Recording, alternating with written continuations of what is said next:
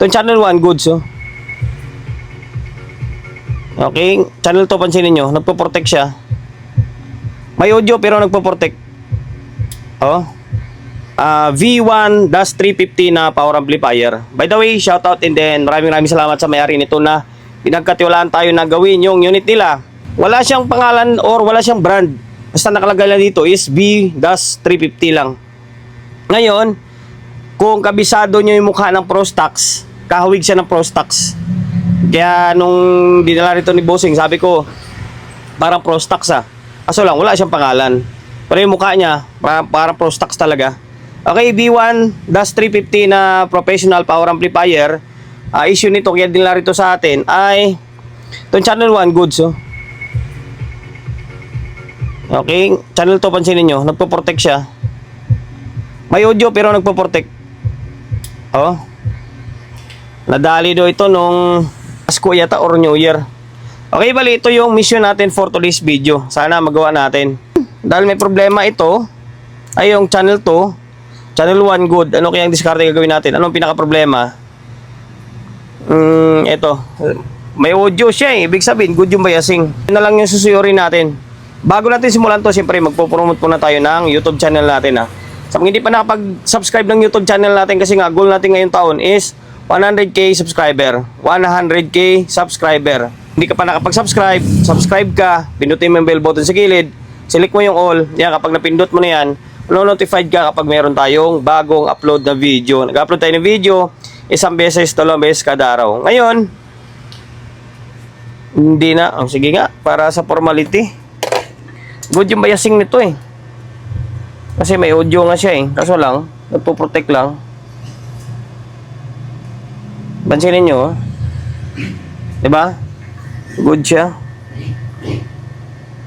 Oh, good oh.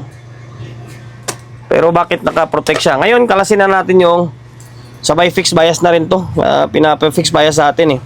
Ngayon, kalasin muna natin yung mga board. Inalas ko na diretso dalawang unit kasi ano ba tawag na ito? Ihahambing ko na. Totoo lang guys, ang Prostax medyo mahirap siya gawin. Parang nickel yung nating niya. Ngayon, ba mapapansin nyo kanina good naman yung bias niya. Pero nagpo-protect siya. Sinuyod ko na halos lahat dito sa may OP amp niya. Halos good naman, halos wala naman ako makitang pinagkaiba. Ngayon ito lang. Ito siya, ito. Ito.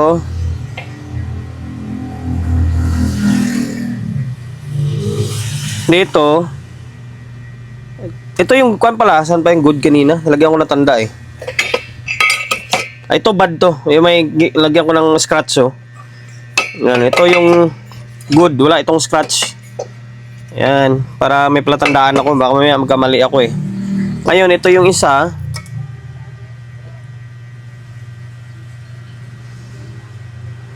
Ito ditong kana to, transistor na to wala siyang reading. Ngayon dito, yan na.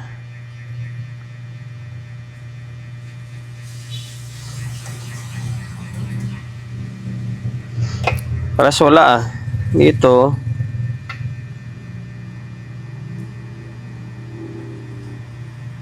Ganyan yung reading niya. Tapos dito,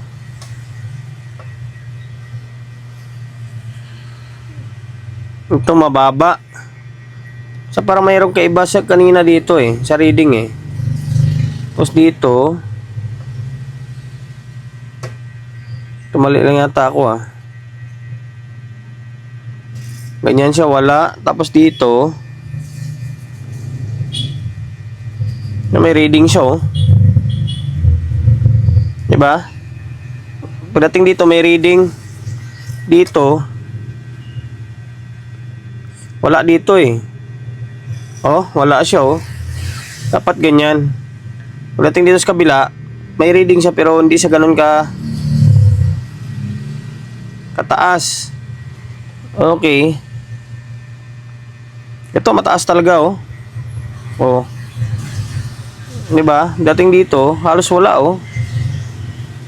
Mayroon man siya pero hindi siya ganoon kataas. Try ko muna palitan 'to. Ano bang value nito? Silipin nga natin kung kayang i-zoom in.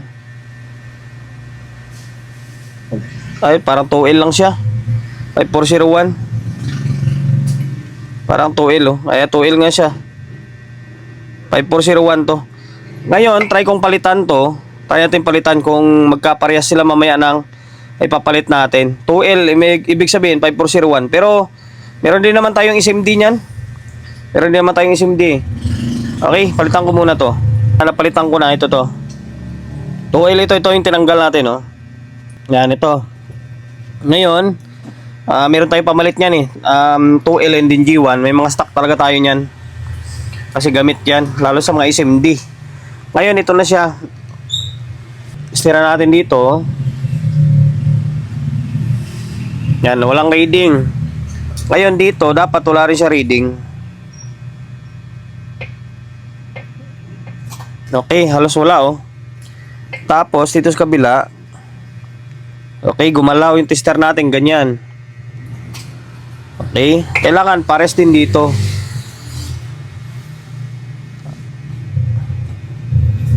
Kailangan, kuha yung tester natin ha.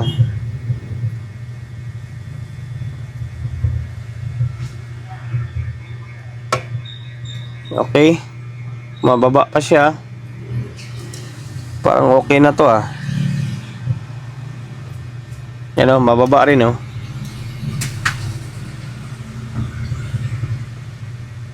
Yan, halos pares na sila. Mababa pa yung reading nyo.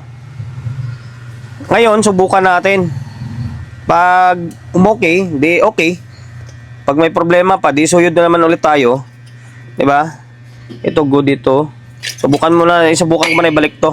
Na natin ah. Naibalik na natin yung board. Ito yun ah, ito yung may scratch na to ah. Itong isa, tinabi ko muna.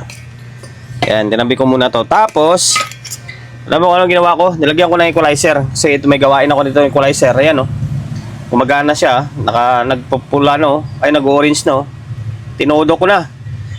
Gusto kong malaman na kung magpo-protect pa rin siya ng nasa high gain na or malakas na volume. Kaya naglagay tayo ng equalizer. Balak kong siguro maglalagay ako ng setup ng equalizer dito para yung tipong may tutudo talaga natin para malaman natin kung nagki-clip. Kasi minsan may mga gawa na pag may hina, hindi nagki-clip. Pero pag malakas na yung signal, is nagki-clip siya. Ngayon, yan, ibalik na natin to. May speaker na nakakabit ulit. Yan, isang input lang muna. Okay. Binalik natin siya dito. Ito yun ha, may scratch ha. Okay, nakakuan. Yan, may audio siya. Ang pinaka-issue nito ay kapag binubulyom, nagpo-protect. Ngayon, ayun oh. Nagki-clip na siya oh, malakas na eh. Pero hindi na siya nagpo-protect. Hindi na siya nagpo-protect.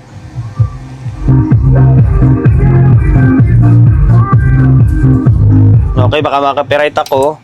Mukhang natumbok na natin agad ah. Mukhang yun lang nandali ah. Ngayon, itong channel 1, ibalik ko ito. Ibabalik natin. Tapos, testing natin parehas. Dalawang board na ito. Ay, naka 220 tayo ah. Naka 220. Ngayon, tapos yung control parang may problema pa. Kapag pinubol volume mo, nawawala yung tunog. Tapos itong isa, kahit naka-off oh, may audio.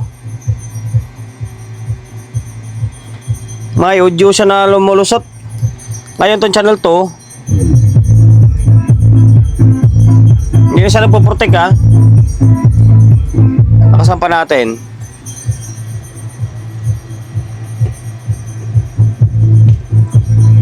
Okay.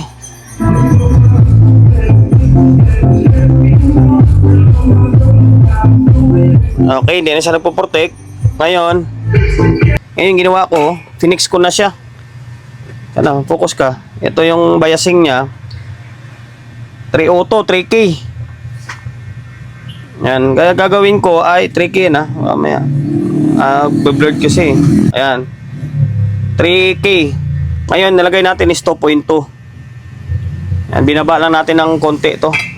Ngayon, balik natin. Ito yung dito talaga na side to eh. Ay, patandaan nila, sulat. Sulat to. Pag binaliktad mo yan, mapupunta sa ilalim. Ngayon, Balik natin. Tapos obserbahan natin kung anong mangyari. Naibalik na natin. Ulit. Bunutin muna natin to. Tapos sukatan natin ng biasing muna. Okay. Switch on. Uy. Protect ka. Okay. Maluwag kasi yung socket. Ngayon, kumpara natin yung naka-fix sa hindi. Ito, hindi naka-fix to ha. Medyo mataas siya, nasa 0.4 ha. Ayan, nasa 0.4. Ngayon ito yung Phoenix natin. 2.2 ginamit natin. Ayan, binaba lang natin ng konti. Okay. Ganyan lang siya, konti lang ha. Ito yung stock. Ayan, nasa 0.4. Ngayon, obserbahan natin. Balik natin ulit. Ito talaga, may problema talaga control oh. Kahit naka-off na, meron pa rin si audio.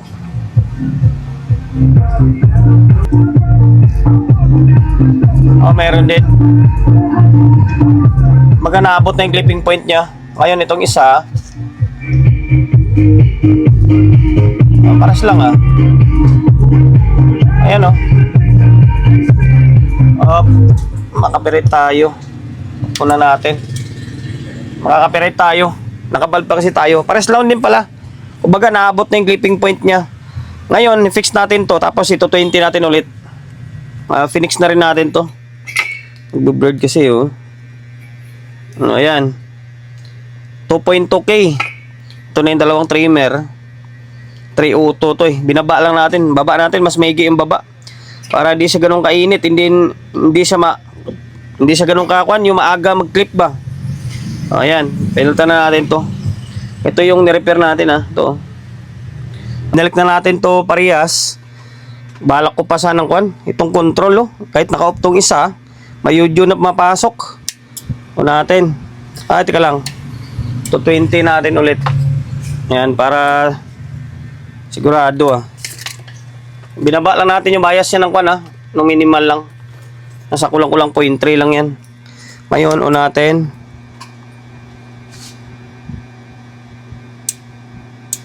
Okay, nag-trigger. Obserbahan natin. Meron, kunti-kunti lang din naman. Pero pag malakas yung volume mo doon sa may processor, lalabas yan. Ito. Ayan, hindi na siya gano'n nagkiklip oh. Ayun oh.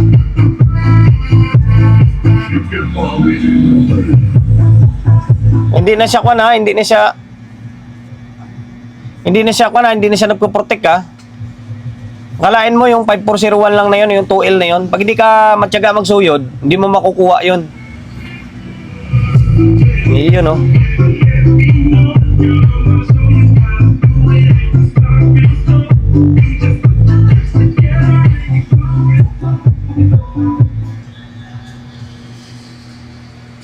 Ngayon, palitan ko muna yung control.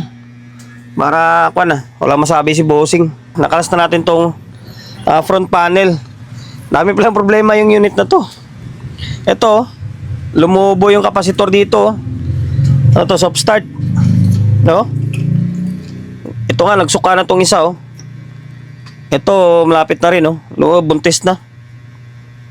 Value niyan ay 63,100. Ang bihira oh. Ito nagsuka na to. Ito malapit na oh. Buntis na rin. Ngayon palitan ko to. Itong isa good pa naman to eh. Itong isa lang siguro palitan natin. Kasi kahit naka-off siya, may audio pa rin lumalabas. Tapos ito palitan ko to. 100 by 63. Napalitan ko na ng control. Hirap na hirap ako tanggalin yung control. May rugby kasi siya oh. Ayan, may rugby siya. Tapos ito pinalitan na natin ng 63 na 100 ah.